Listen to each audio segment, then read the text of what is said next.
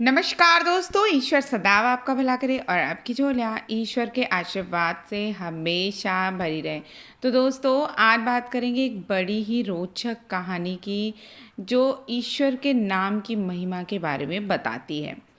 एक बात की बात है कि वृंदावन की एक गोपी रोज़ दूध दही बेचने मथुरा जाया करती थी। एक दिन व्रज में एक संत आए। गोपी भी कथा सुनने गई। संत कथा में कह रहे थे कि भगवान के नाम की बड़ी महिमा है। नाम से बड़े बड़े संकट भी टल जाते हैं। नाम तो भव सागर से तारने वाला होता है।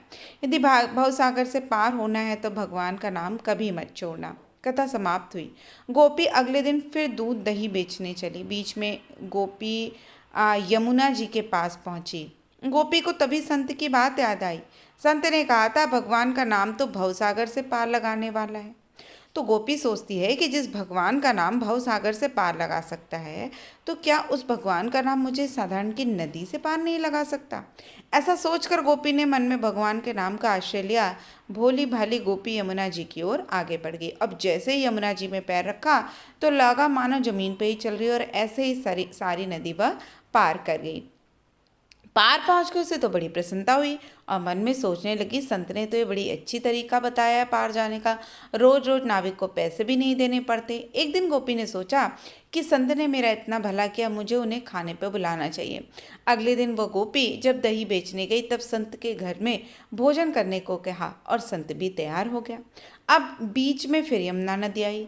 संत नाविक को बुलाने लगा तो गोपी बोली, बाबा नाविक को क्यों बुलाते हो, हम ऐसे ही यमुना जी में चलेंगे। तो संत बोले, हे गोपी, कैसी बात करती हो, यमुना जी को ऐसे ही कैसे पार करेंगे। गोपी बोली, बाबा आपने ही तो रास्ता बताया था। आपने ही तो अपनी कथा में कहा था कि भगवान के नाम का आश्रय लेकर भव सागर से भी पार हो सकते हैं। तो मैंने सोचा कि जब भव सागर से पार हो सकते हैं तो यमुना जी से पार क्यों नहीं हो सकते, और मैं ऐसा ही करने लगी, इसलिए मुझे अब नाव की जरूरत नहीं पड़ती। संत को विश्वास नहीं हुआ। वो बोले, गोपी तू ही पहले चल, मैं तुम्हारे पीछे पीछे आता हूँ। गोपी ने भगवान का नाम का आश्रय लिया और जिस प्रकार रोज जाती थी वैसे यमुना जी को पार कर गई। अब जैसे ही संत ने यमुना जी में पैर रखा तो छपाक से पानी में पैर में वो उनके पड़ गए और वो उससे गिर गए। संत को बड़ा आश्चर्य हुआ। अब गोपी ने जब यह देखा कि संत तो पानी में गिर गए, तब गोपी वापस आई और संत का हाथ पकड़कर वह चली तो संत भी गोपी की भांति ही ऐसे चले जैसे जमीन पे चल रहे हों। अब तो वो जो संत थे वो उस गोपी के चरणों में गिर पड़े और बोले कि हे गोपी, तू धन्य है। वास्तव में तो सही अर्थों में नाम का आश्रय तो तुमने ही लिया है। मैंने जिसको नाम की महिमा बताई थी वो बात तो सही थी, लेकिन मैंने स्वयं उस नाम का आश्रय नहीं लिया।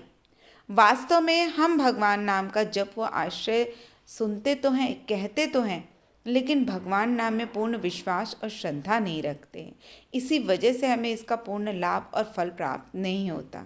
शास्त्र भी कहते हैं कि यदि आप भगवान का नाम बार बार लेते हैं तो आपके जीवन के सैकड़ों कष्ट जो होते हैं नाम की महिमा से ही कट जाते हैं।